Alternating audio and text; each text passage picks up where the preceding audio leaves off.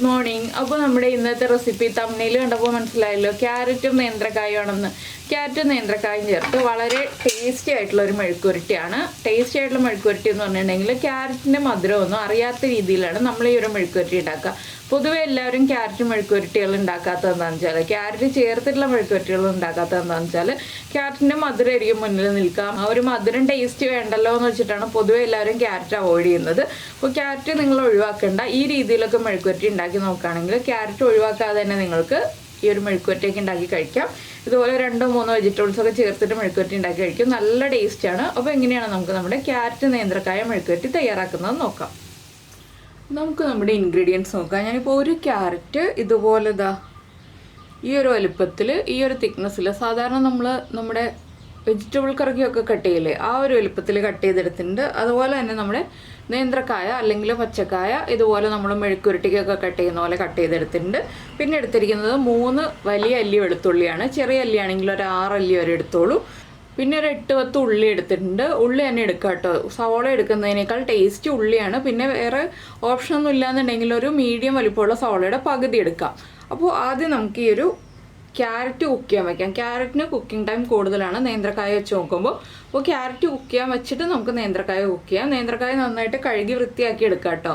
ഒരു 4-5 പ്രാവശ്യം കഴുകി വൃത്തിയാക്കി എടുത്തിട്ട് വേണം നമ്മൾ നേന്ത്രക്കായ കുക്ക് ചെയ്യാൻ വയ്ക്കണം എന്നുണ്ടെങ്കിൽ. അപ്പോൾ നമുക്ക് ആദ്യം ക്യാരറ്റ് കുക്ക് ചെയ്യാൻ വയ്ക്കാം. ക്യാരറ്റ് കുക്ക് ചെയ്യാൻ വയ്ക്കുമ്പോൾ കുറച്ച് കാര്യങ്ങളൊക്കെ ചേർത്തിട്ട് വേണം കുക്ക് ചെയ്യാൻ വയ്ക്കാൻ.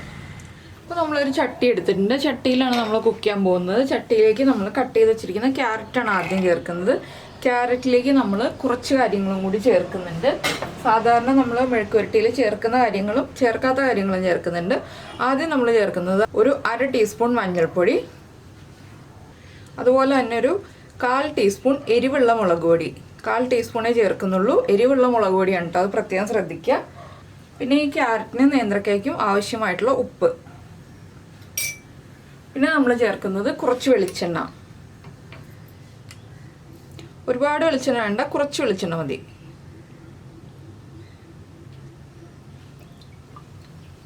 പിന്നെ ക്യാരറ്റും നേന്ത്രക്കായും വേവാൻ ആവശ്യമായിട്ടുള്ള വെള്ളം, കുറച്ച് വെള്ളം മതി. ക്യാരറ്റിനാണ് വേവ് കൂടുതലുള്ളത്, നേന്ത്രക്കായന് വേവ് കുറവാണ്. അപ്പോൾ കുറച്ച് വെള്ളം ചേർത്ത് ഇതൊന്ന് വേവിച്ചെടുക്കുക. നന്നായിട്ടൊന്ന് ഇളക്കി കൊടുക്കുക.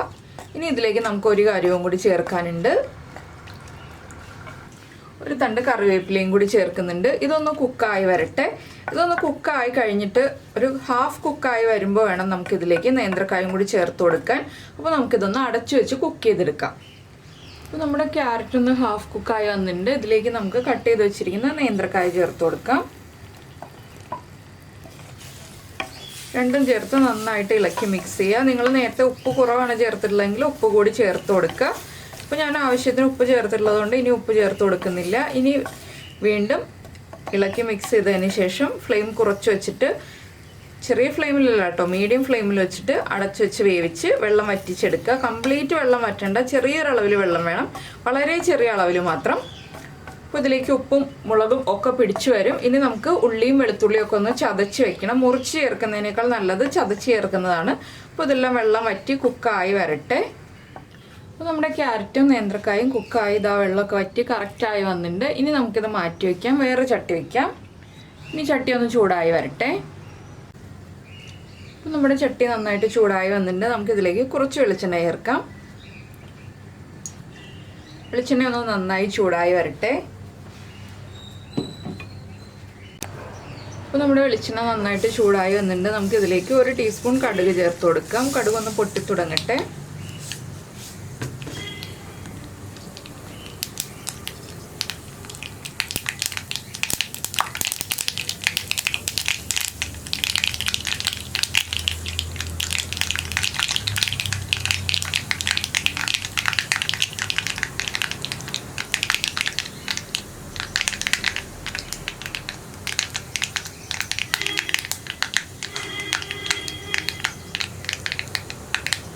കടുക് പൊട്ടി കഴിയുമ്പോൾ നമ്മൾ ചതച്ച് വെച്ചിരിക്കുന്ന ഉള്ളി വെളുത്തുള്ളി ഇത് രണ്ടും ചേർത്ത് കൊടുക്കുക.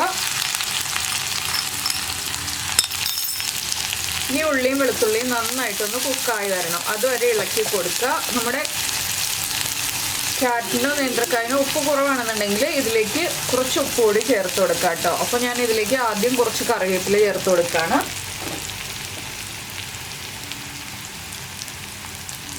2 3 തണ്ട് കറിവേപ്പില ചേർക്കാം.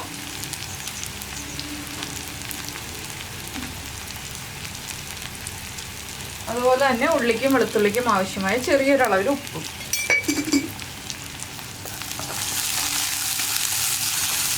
ഇനി ഉള്ളിയും വെളുത്തുള്ളിയും നന്നായിട്ട് കുക്കായി വരുന്നത് വരെ നമ്മളൊന്ന് ഇളക്കി കൊടുക്കുക.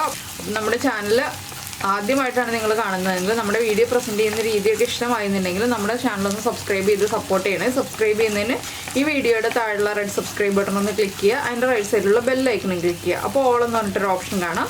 ആ ഓളും കൂടി പ്രസ് ചെയ്തിട്ടുണ്ടെങ്കിൽ ഞാൻ എപ്പോഴും വീഡിയോ അപ്ലോഡ് ചെയ്യുമ്പോൾ നിങ്ങൾക്ക് നോട്ടിഫിക്കേഷൻ വരും. അതുപോലെ തന്നെ നമ്മുടെ വീഡിയോ ഇഷ്ടമായി എന്നുണ്ടെങ്കിൽ ഒന്ന് കമൻറ്റ് ചെയ്യണേ. ഇങ്ങനെ നിങ്ങൾ മെഴുക്കുവരട്ടി ഉണ്ടാക്കാറുണ്ടോ ഇല്ലയോ എന്നുള്ളത്. അതുപോലെ തന്നെ നിങ്ങൾക്ക് ഈ ഒരു റെസിപ്പി ഇഷ്ടമായിട്ടുണ്ടെങ്കിൽ ഒന്ന് ലൈക്ക് ചെയ്യാനും കൂടി മറന്നു പോരുതേ.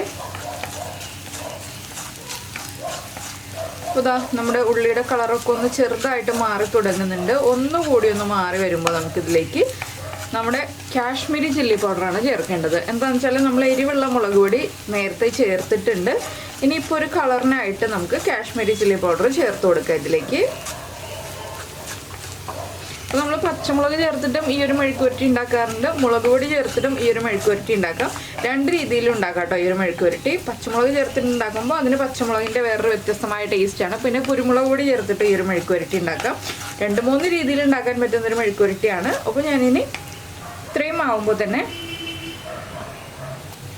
നമ്മുടെ കാശ്മീരി ചില്ലി പൗഡർ ഒരു 3/4 ടീസ്പൂൺ ചേർത്ത് കൊടുക്കുന്നുണ്ട്. 3/4 ടീസ്പൂൺ ചേർക്കുന്നത് എന്താണെന്ന് വെച്ചാൽ ഈ ഒരു മുളക് പൊടിക്ക് കളർ മാത്രമേ ഉണ്ടാവുള്ളൂ, എരിവുണ്ടാവില്ല. നന്നായിട്ടൊന്ന് ഇളക്കി മിക്സ് ചെയ്യുക. നന്നായിട്ട് ആ മുളക് പൊടിയുടെ റോ ടേസ്റ്റൊക്കെ മാറി വരുന്നത് വരെ ഇളക്കി കൊടുക്കുക. മുളക് പൊടി ചേർക്കുമ്പോൾ ഫ്ലെയിം കുറച്ച് വെച്ചിട്ട് ചേർക്കുക, ഇല്ലെങ്കിൽ മുളക് പൊടി കരിഞ്ഞു പോവും. ചോറിൻ്റെ കൂടെ കഴിക്കാനാണെങ്കിലും നല്ലൊരു കോമ്പിനേഷനാണ് കേട്ടോ ഇത്. കഞ്ഞിയുടെ കൂടെയും കഴിക്കാം, ചൂട് കഞ്ഞിയുടെ കൂടെയും കഴിക്കാം. നല്ലൊരു മെഴുക്കുവരട്ടിയാണ്.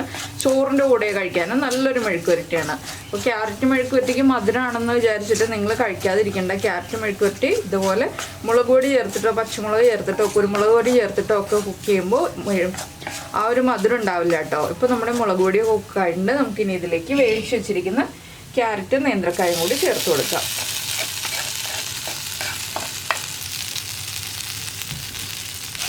വീണ്ടും നന്നായിട്ടൊന്ന് ഇളക്കി മിക്സ് ചെയ്തെടുക്കുക. ഇത്രയേ ഉള്ളൂ കേട്ടോ നമ്മുടെ മെഴുക്കുവരട്ടിയുടെ പരിപാടി കഴിഞ്ഞു. നന്നായിട്ടൊന്ന് ഇളക്കി മിക്സ് ചെയ്യുക. ഫ്ലെയിം ഒന്ന് കൂട്ടി വയ്ക്കുക. ഒന്ന് എല്ലാം യോജിച്ച് വരണം, അത്രയേ ഉള്ളൂ. അപ്പോൾ വളരെ സിമ്പിളല്ലേ, അതുപോലെ തന്നെ നല്ല ടേസ്റ്റിയുമാണ്. അപ്പോൾ നിങ്ങളിതുപോലെ ക്യാരറ്റും നേന്ത്രക്കായും ചേർത്ത് ഈ രീതിയിൽ മെഴുക്കുവരട്ടി ഉണ്ടാക്കിയിട്ടില്ലെങ്കിൽ ഉറപ്പായിട്ടൊന്ന് ട്രൈ ചെയ്ത് നോക്കിക്കോളൂ. നന്നായിട്ട് ഇഷ്ടപ്പെടും. അപ്പോൾ നിങ്ങൾക്ക് ഇഷ്ടമായി കഴിഞ്ഞാൽ ഞാൻ പറഞ്ഞ കാര്യങ്ങളൊന്നും മറന്നുപോലല്ലോ. അപ്പോൾ നമുക്ക് നമ്മുടെ അടുത്തൊരു വീഡിയോയുമായിട്ട് അടുത്ത ദിവസം വീണ്ടും കാണാം.